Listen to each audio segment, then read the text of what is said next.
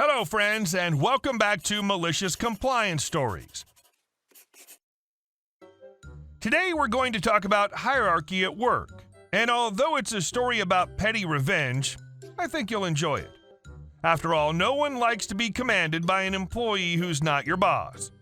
But before we begin, don't forget to subscribe to our channel if you're new here and turn on notifications so you don't miss a new video every single day. Here we go. You're not my boss. Don't effing act like it. Okay, so I work in a call center. We have me, a worker bee. We go to our assigned TSS, tech support specialist, if we have computer issues.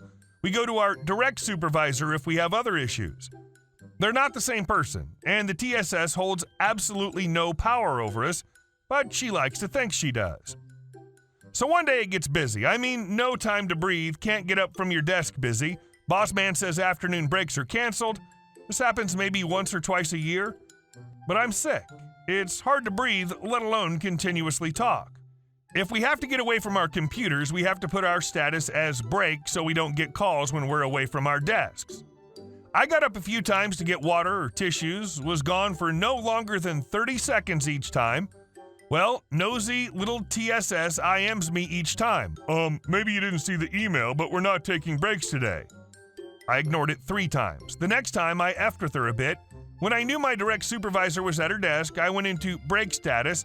I heard her jump up and say to my manager, "She did it again. Come on, I'll show you." Put myself right back into inbound status and got a call. TSS and boss man get to my desk and TSS sputters, but she just went on break, I swear. Boss man says, "Nikki, this is ridiculous.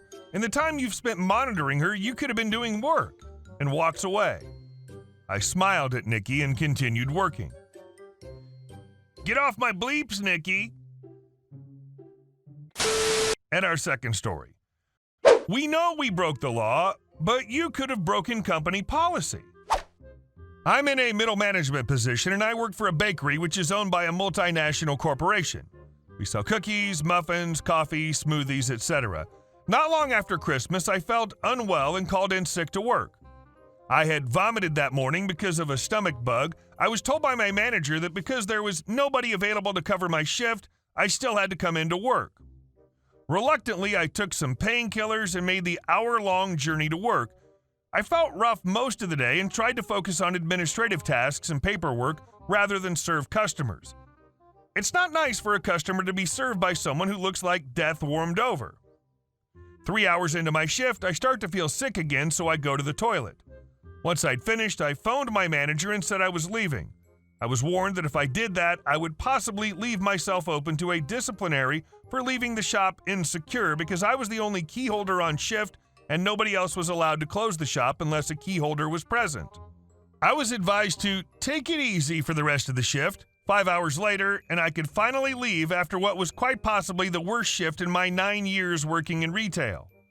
I took the next 5 days off work to recover and put the whole incident behind me. Flash forward 3 weeks, and I receive a letter addressed to me delivered to my work. This is unusual. This had never happened before.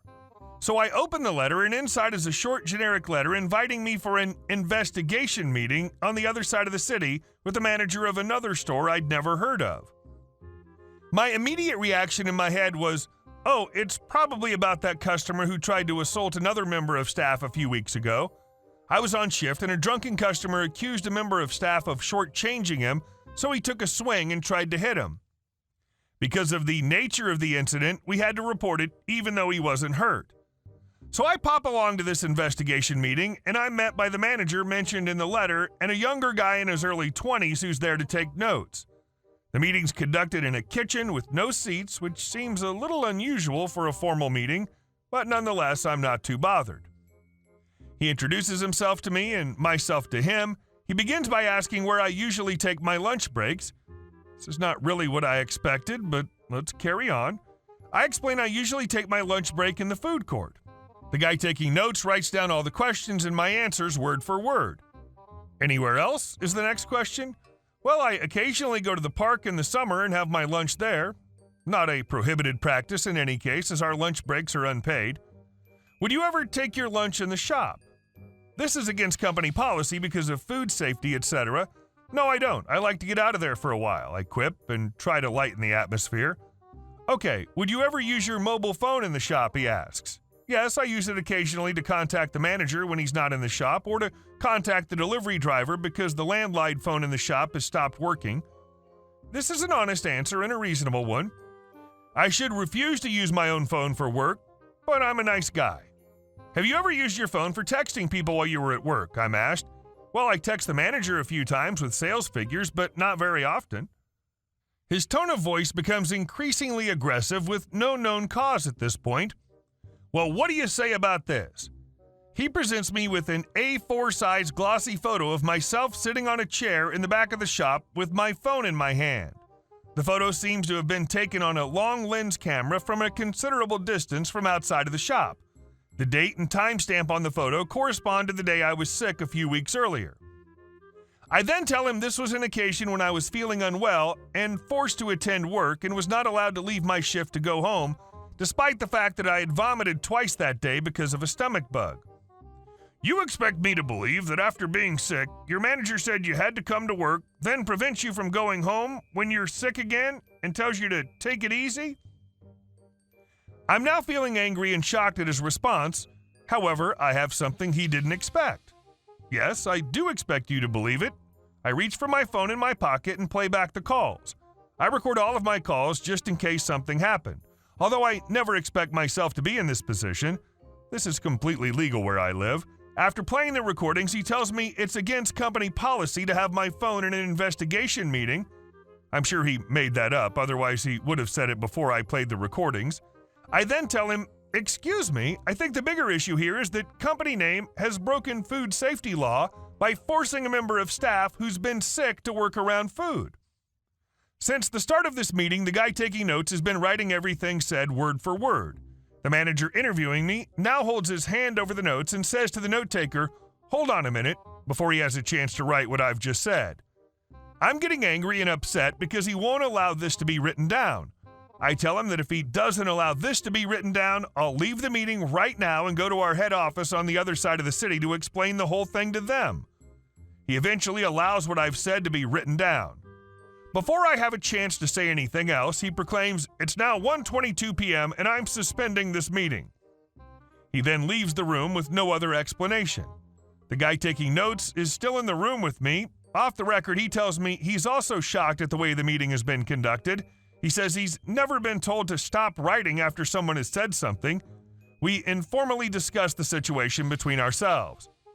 10 minutes later, the manager returns with a letter he has printed out. He explains that he has escalated the matter to a disciplinary hearing in 5 days' time. There's no mention on the letter of the reason. When I demand to know why, he simply says, the meeting is over. I have nothing else to say. Flash forward 5 days later, and I attend the disciplinary hearing with a different manager. The reason given, because I've arrived late for work on 4 occasions in the past 6 months. This is such a minor issue that it's never been mentioned to me before now. All the times I've arrived late have been because of public transport issues which are widely publicized after the event. None of these have exceeded 10 minutes on any occasion. It happens to everyone, but we don't make a big deal about it because unless you want to spend half your day on car parking, public transport is the only way to get here. When I ask him about what happened in the other meeting, he claims he knows nothing about it and I need to speak with the other manager who conducted that interview.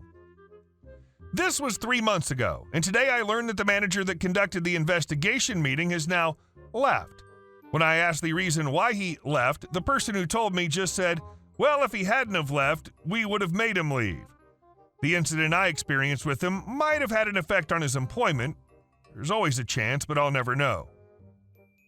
What the hell? That's so ridiculous. Freaking bureaucracy. What did that guy hope to accomplish by that illicit meeting? And our last story. EP trespassed onto our property and tried to sue me. So this was a while back and some of the details are a little foggy, but the main details I remember well. Now, I wasn't the most involved in the conflict either, but I still got pretty pissed. Cast, me, EP, my mom, my oldest brother, and 2 of my dogs. Now my dad is a lot into security, and we had clear signs that said no trespassing. So one day, my oldest brother came back home from the military. He usually only gets to come home around once a year, and he got home with his big truck. Now, I live in a semi-rural area, so we have a lot of area and can let our dogs roam freely outside, with an invisible fence so they don't go over the boundaries. Anyway, my brother had to park, but our main driveway was filled, so he parked on the side of our driveway in the grass, which was still on our property. After being parked, and a week later, he had to leave again, so he took his truck and left. But he left the yard a surprise. There were huge tire tracks that dug into the mud, making the yard look kinda messy. Even though it was on our property, our neighbor, the EP, stormed over and was going to complain about how the tire tracks were on her side of the yard. Surprise, surprise, they didn't. When she was storming over, our dogs were outside and one of them bit her. We didn't know this until after the whole thing went down, but she actually was kicking at our dogs. Anyway, she got bit in the ankle. Wasn't even severely injured or broken, and she started banging on our door. My mom was the one who got to the door, and she had to deal with her and her BS she was saying. Sadly, I don't know what she said, but from what my mom said at the time. Anyway, the story starts getting more foggy from here, but from what I remember, the EP tried to sue for $25,000 and tried to get the dog taken from us. At the end of the day, she lost. She didn't get anything and paid our legal fees. Our dog didn't get taken. Hey guys, thank you all for watching the video. I'll see you in the next one.